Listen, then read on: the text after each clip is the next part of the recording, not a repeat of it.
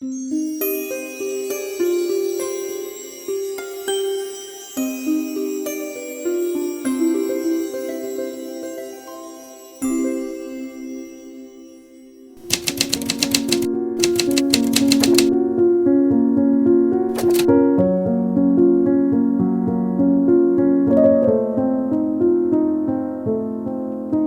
شرقی ها کلا تخیلمون خیلی قویه. تخیل ما بحث نداره، چون داده شعر و فرهنگ خرافه و اینها، خرافه اینا همش تخیل دیگه. شعر هم یک نوع رویاست. من به هیچ شاعری اهانت خدای نکرده خاصی ندارم، ولی ما رویا پردازیم بی‌نظیره. واقع‌گرایی ما خیلی کمه. ما در طول تاریخ همیشه سرنوشتمون بر اساس تقدیر و شمشیر رقم خورده.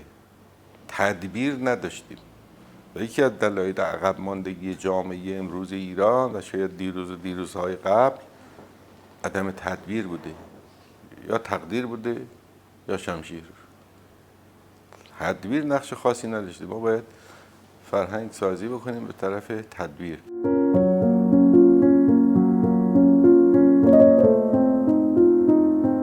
اولا من خیلی خدا محورم، لطف خدا. مهمترین قسمتی که باعث شده که من این حرفه رو عاشقانه دوست داشته باشم، به لطف خدا نیاز مادیش نداشتم.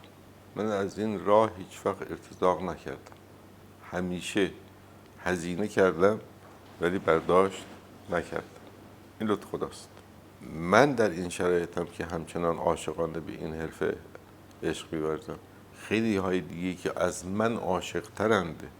ولی مثالیست میگن که گرسنگی کشیدی عاشقی یادت بره. اونها از من عاشق، خیلی از سراغ من عاشق ترند، ولی به خاطر مسائل مالی و مادی مجبور شدن که عشقشون رو رها کنن. ولی من مشکلی نداشتم.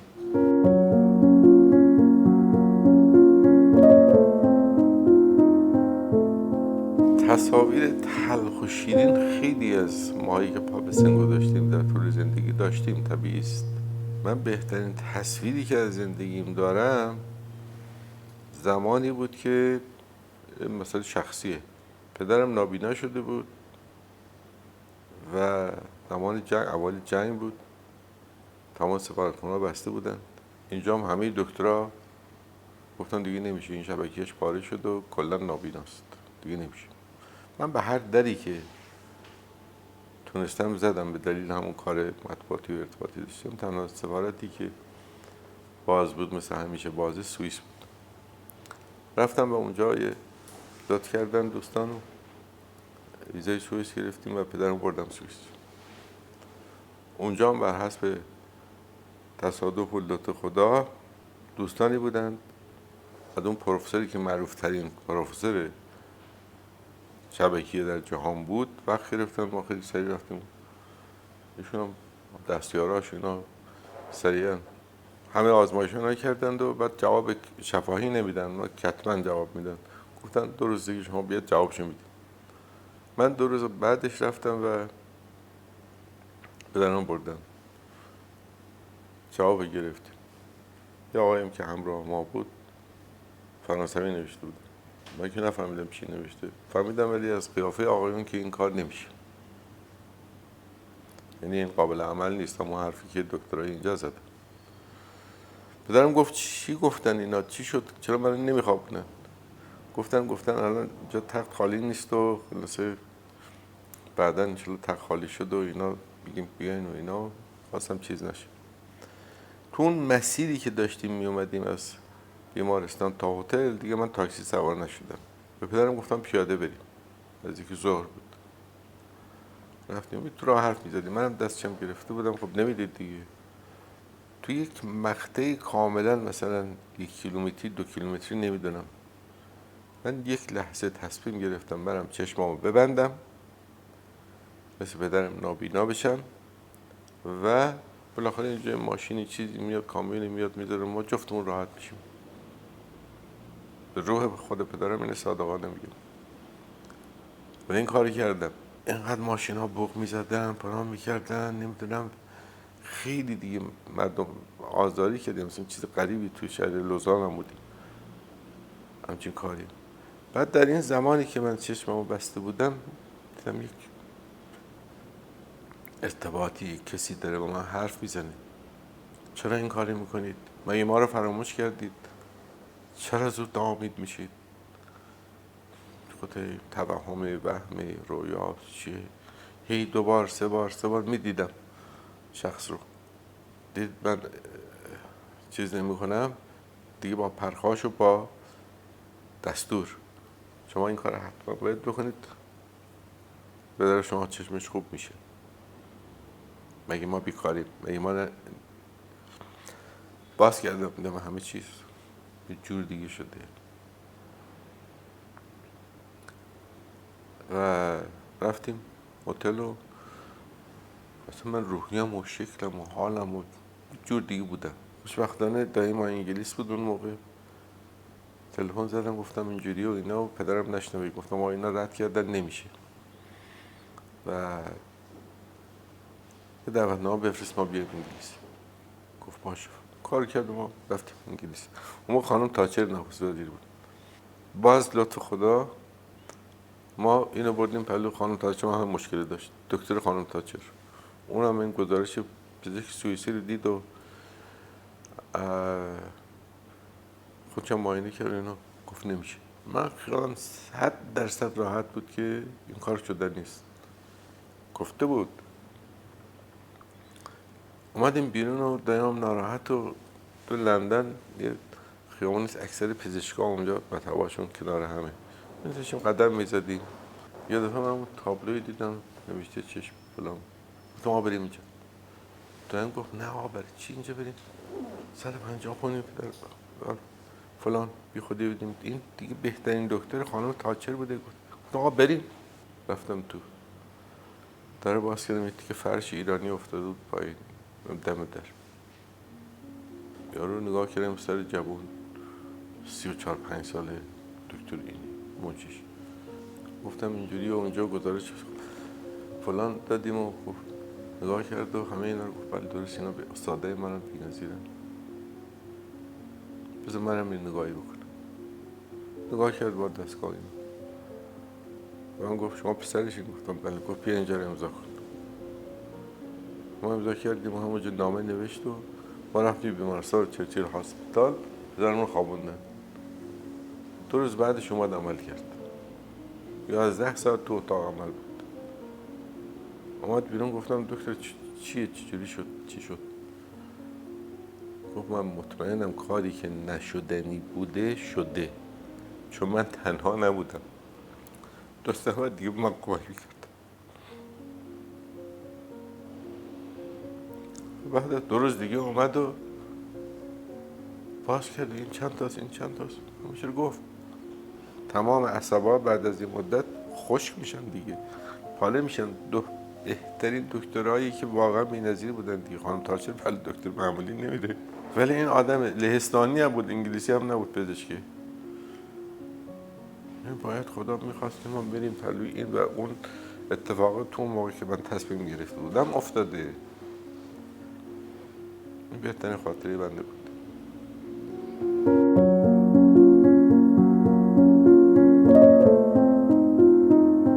منتقدین ما در مطبوعات، چه در سیاست، چه در فرهنگ، چه در هنر، چه در ادبیات، متاسفانه ارتباط مستقیم پیدا کرده با شخصی که یا کسی که قرار نقد بشه یا نوشته‌ای که قرار نقد بشه. اگر با اون شخص خصومت داشته باشه بیچاره اون شخص، اگر با کسی رفاقت و دوستی داشته باشه خوش به حالش و از کاه کوه میسازه، و اگر باش مغرض باشه دشمن باشه، حداقل دشمن که نمیگم چیز خوبی نیست، دوست نباشه و ارتباط شخصی خاصی نداشته باشه، در واقع از یک عکسش دیگه از یک کوه یک کاه میسازه. نقد یعنی شما یه چیزی میریزید اینجا، در واقع این وسط میز این خوباشو جدا میکنید بعدش هم میذارید کنار، تشخیص سره از ناسره، غلط از درست، این میگن نقد.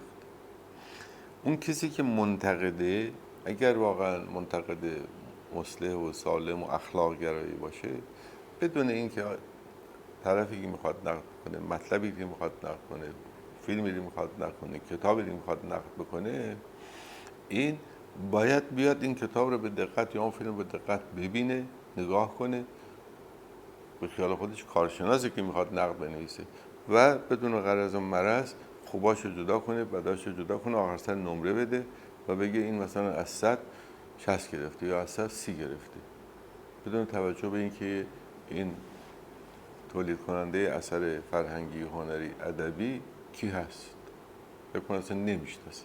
ما همچین منتقدایی میخوایم که متاسفانه کم داریم. الان نقدنویس‌های مهم الان کیا؟ یه موقعی روزگاری واقعا نقدنویس درست باشیم که من پرویز دوایی بود که در سینما بی‌نظیر بود، آقای هوشنگ کاووسی بود که واقعا نقدنویس درجه یکی بود، آقای هوشنگ حسامی روزنامه کیهان نقدنویس بسیار خوبی بود.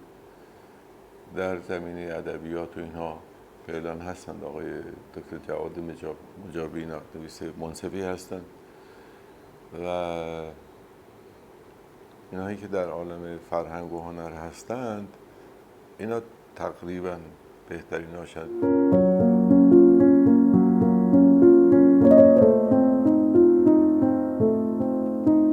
آقای دکتر رحیمی که یک حقوقدان و یک آدم واقعا فریخته‌ای بودند و اهل قلم بودند، روشنشاد، خب انتخابشون بی دلیل نبود در اون مقطع که برن سراغ این ادبیات، چیزی که آقای جان پرساد نوشتن. در اون مقطع من یادم هست تو مجله فردوسی و روشنفکر و تهران مصور این کتاب و نقدهایی که در مورد این کتاب نوشته میشد خیلی سر و صدا میکرد تو جامعه روشنفکری و تو این کافه نادری و هتل مرمر و این جاهایی که پاتوق این دوستان بود. و در اون کتاب سعی کرده آقای دکتر رحیمی عزیز به نسل بعد از خودش، نسل جوانتران، نسل ما بگوید شما با ادبیات میتونید فرهنگ رو، جامعه رو ارتقا بدید و این ادبیات خصوصیاتش اینطور باید باشد، اینجوریست، اینطوریست. راه شناخت دقیق و درست ما رو از ادبیات به ما نشون داد، یاد داد و فکر میکنم خیلی هم اثر گذاشت، خیلی هم اثر گذاشت. البته این نکته هم خدمتتون بگم، اون چیزی که آقای سارتر و ترجمه آقای مصطفی خان رحیمی عزیز خدا بیامرز، این یه مغایرت‌هایی با فرهنگ ما داشت. ما وقتی که مثلا از شعر ابو سعید و خیام و حافظ و سعدی و نمیدونم فردوسی و اینها آبشخور فرهنگی ما اینا بوده، تفکر آقای سارتر مترجم نازنینش آقای مصطفی رحیمی خب این چیز جدیدی رو آورده بود. ما اگر اون می‌خواستیم مطابقت بدیم با این ادبیات کلاسیک ما یا داستان‌های قبلی و قدیمی زبان فارسی خودمون خیلی مطابقت نداشت. یه چیز روز، این تقریباً روز بود، یه چیز نوعی بود در جامعه که اون موقع خیلی ارتباط نداشت، ولی امروز که جامعه جهانی یکی شده خیلی ارتباط داره.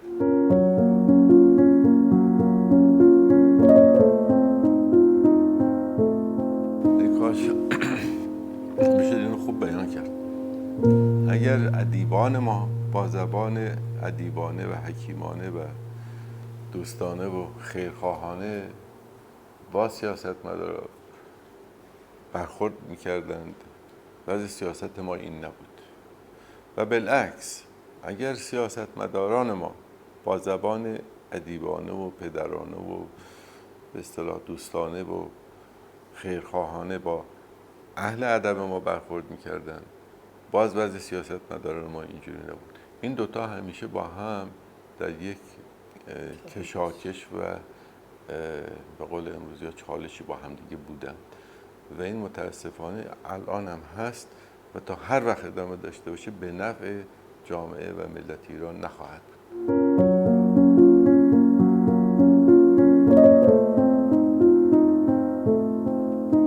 نویسندگان خوب دیگه نداریم. کتاب خوب دیگه به اون معنا عرضه نمیشه، چون نویسنده زمانی میتونه اثر خوب خلق بکنه که فضایی که درش زندگی میکنه، محیطی که درش زندگی میکنه بهش اون آرامش لازم، به اون آسایش لازم، به اون رفاه لازم، به اون امکانات لازم رو بده که بتونه خلق کنه.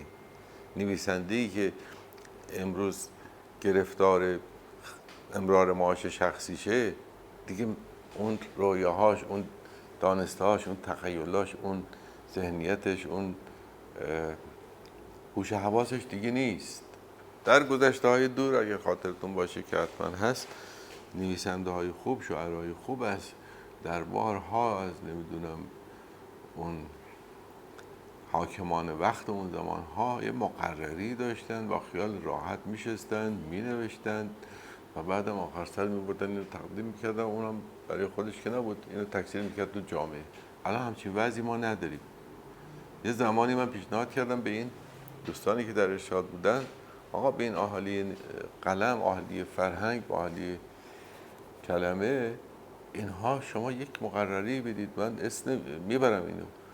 شاعر نازنینی هر از گاهی اینجا میومد، در میزد، ببخشید تو نمیومد چون میدونست احتمالاً دوستانی باشه بشناسه، آقا 10 تومن دارید من بدید، 1 تومانی نه 10,000 تومن.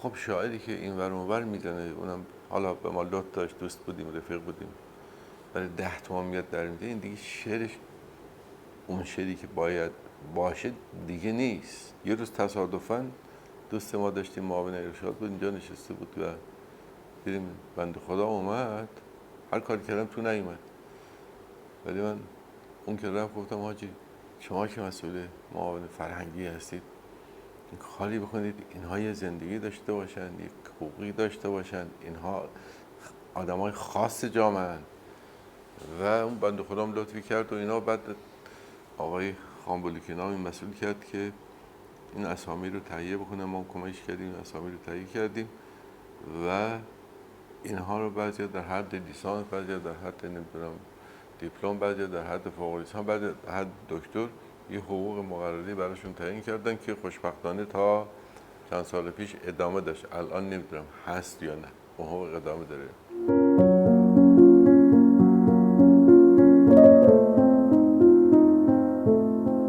کپی رایت یه حق قانونی و اصطلاح مدنیه که باید در هر جامعه‌ای باشه. اگر یه نوشته‌ای، یک عکسی، یک فیلمی، یک CD موسیقی مربوط به شما هست، مربوط به هنرمند خالقش هست، من حق ندارم آزادانه بیام این رو برای خودم کپی بکنم بدون که حق و حقوق اون مؤلف رو، اون خالق اثر رو، اون تولید کننده هنر رو بهش بدم. ولی متاسفانه اینجا چون ما قانونی نداریم و دولتمون هم نپذیرفته، ما به راحتی میبینیم تلویزیون ما هر چه که دلش میخواد از فیلم های خارجی، از کشور خارجی میگیره پخش میکنه بدون که هیچ حقی برای اون مؤلفه‌ها یا تولید کننده‌اش قائل باشه. خب به طبع من که بیننده اون هستم رو منم اثر میذاره. منم CD آقای شجریان و آقای ناظری و دوستان دیگر راحتی دیگه نمیرم بخرم، یه دونه دارم، 10 تا ازش کپی میگیرم، 1/10 قیمتش، بعد میدم به دوستانم، خیلی هم پوز میدم که آقا من این CD شجریان دادم به شما. متاسفانه این کار بسیار بسیار بسیار غلط و غیر فرهنگی. یکی از دلایلی که اهالی فرهنگ و هنر و ادب ما وضعیتشون خوب نیست و معیشتشون خوب نیست، هم رعایت نکردن حقوق کپی رایته.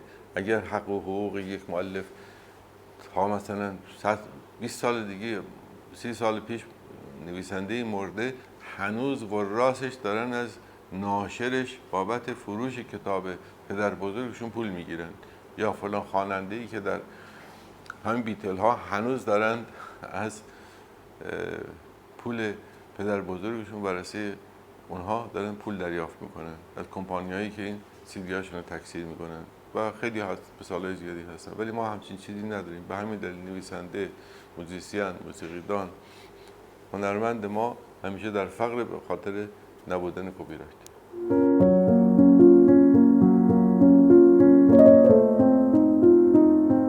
هنر برای هنری شعاری بود خیلی مورد نقد قرار گرفت. اولا که هنرمند اون زمانی که دست به کار هنری می‌زده، به نظر من اول خودش رو به نظر میگیره و خودش رو ارضا میکنه با اون اثری که خلق کرده. بعد از خلقش دیگه مربوط به اون هنرمند نیست، میفته دست مردم.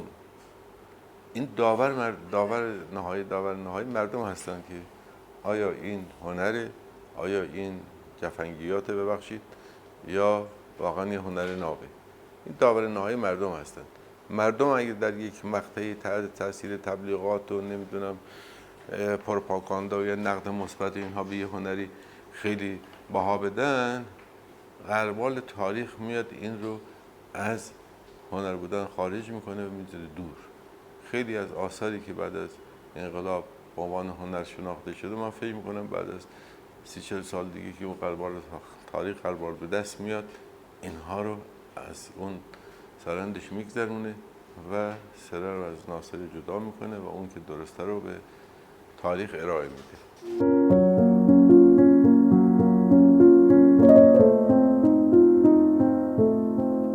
ریشش در این که ما یک فرهنگ پدرسالار داشتیم. در فرهنگ پدرسالار که بنده و شما احتمالاً نسل ما هم جز اون بوده، در خانواده هرچه پدر میگفته است اگر غلط هم میبوده ما باید گوش میکردیم، میگفتیم درسته. یعنی اون حرف ایشون بود. این فرهنگ در خانواده یک واحد کوچیک از جامعه است. وقتی در جامعه اینو بحثش میدید و میاد توی جامعه میدین مثلا فلان حاکم، فلان خطیب، فلان عالم، فلان روحانی وقتی که میره منبر صحبت میکنه، ما همه شنونده ایم، مخاطب اون یکیست، گوینده یکیست، ما همه مخاطب. و بعدم اگر فرصتی برای پرسش و پاسخ گذاشته باشن که معمولا نمیگذارن، اخیراً ما چه تو دانشگاه پرسش و پاسخ مطرح شده، این در جهت اونه که ما از این حالتی که داشتیم در گذشته بیایم بیرون. این فرهنگ پرسش و پاسخ اگر اجرا بشود در جاهای مختلف، هر روز بیشتر بشود، جلوی این خودکامگی و عدم گفتگو و یک طرف گفتن و همه گوش کردن رو میگیره.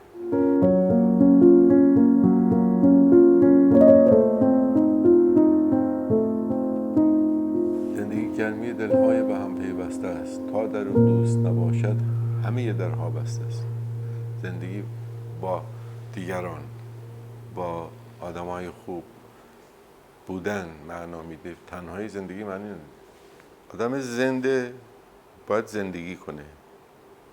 زندگی کردن کار سختی، زندگی درست کردن. حالا همه ما صبح تا شب زندگی میکنیم، ولی این زندگی که بنده میکنم با زندگی که فلان شخص دیگه میکنه که خیلی استادانه تر، هوشمندانه تر، بهتر از اون لحظاتش استفاده میکنه، خیلی تفاوت داره. من با اونایی که خوب زندگی میکنن، نه از جهت اقتصادی و از جهت به اصطلاح مالی و تشریفات و امکانات، نه، از جهت شعور و معنا و کارهای درست کردن به اونها غبطه میکنم و سعی میکنم الگوم اونها باشن که بتونم مثل اونها زندگی کنم.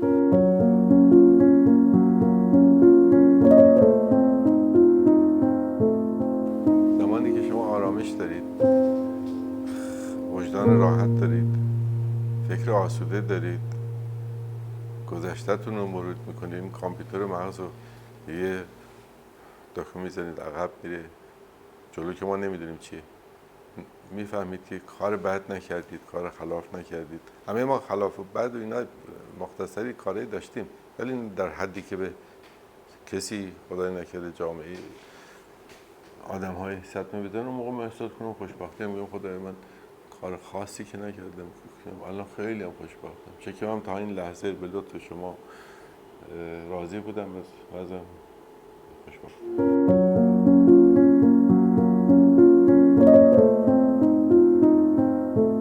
زیبایی دیدنی نیست، حس کردنیه. زیبایی رو شما باید حس کنید. یه کسی رو چهره خیلی زیبایی داره ولی وقتی چند کلمه باهاش صحبت میکنید اون زیبایی رو دیگه نمیبینید. زیبایی در درونه، بیرون زیبا هیچ نیست.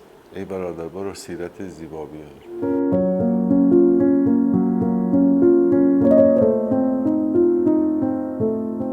اگر صبح بلند شیم یا یه زمانی برسه که فکر کنیم که این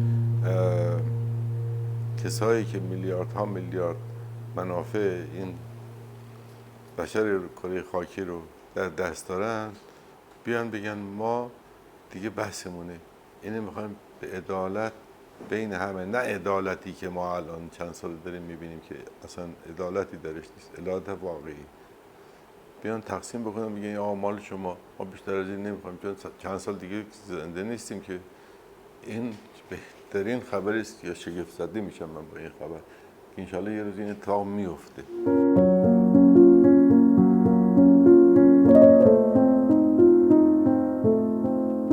تصور این که تنها حقیقتی که 100% هیچ چیزی توش نیست، شکی توش نیست، مرگه. چیزی که 100% هیچ تصوری نداریم.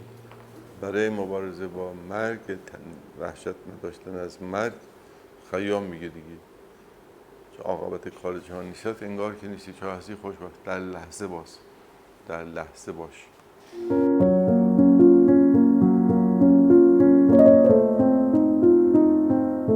میگم خدا رو شکر در حد وسع و توان و امکاناتی که داشتم کارهایی که با عنوان انسان میتونستم انجام بدم انجام دادم، بخصوص کارهای فرهنگی.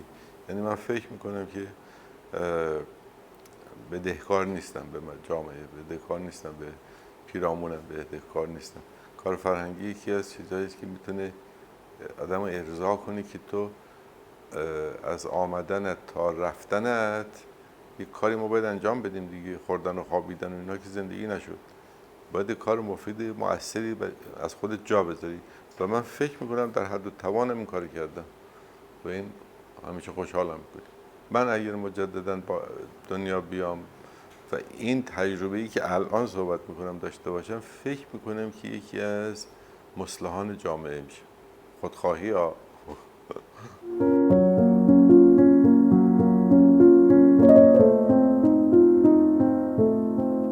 از کجا آمدن به کجا میروم؟ آمدنم بهر چه بود؟ جوابش اینه که ما که آمدیم وظیفه‌ای داریم، رسالتی داریم و خوردن و خوابیدن عرض کردم قبلا هدف انسان نیست. انسان با حیوان یه تفاوت خیلی خاص داره و اون اثر مثبت گذاشتنه. یعنی اگر دیگران نبودند، گذشته ها نبودند، کارهای مفید مؤثر انجام نداده بودند، امروز این پروژکتور نبود، امروز این دوربین نبود، امروز این دنیایی که ما داریم ازش استفاده میکنیم نبود. اونها بودن که تونستن تا اینجا به کمال برسونن. من امیدوارم که نسل آینده بشریت اینها رو به اوج برسونه، چون سرعت 10 سال 20 سال پیش اگر مثلا 10 تا اختراع میشد، الان در ظرف 2 ساعت 10 تا اختراع میشه. سرعت تعالی و رشد و پیشرفت انسان خیلی زیاد داره میشه.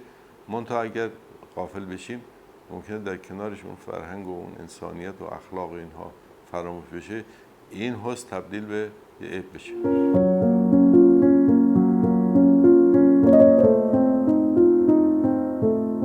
انشالله که به سرانجام میرسه. یکی از کارهایی است که شاید خیلی قبل ترها انجام میشد و من خوشحالم که شما این همتی کردید و همت بزرگ و سترگ و واقعا قابل ستایش است. امیدوارم که نهایت کارش، جنبندیش قطعا با اطلاعاتی که شما خودتون لطف کردید دادید میدونم مفیده و تاریخ شفاهی ماندگار این عصره. کاری بهتر از این؟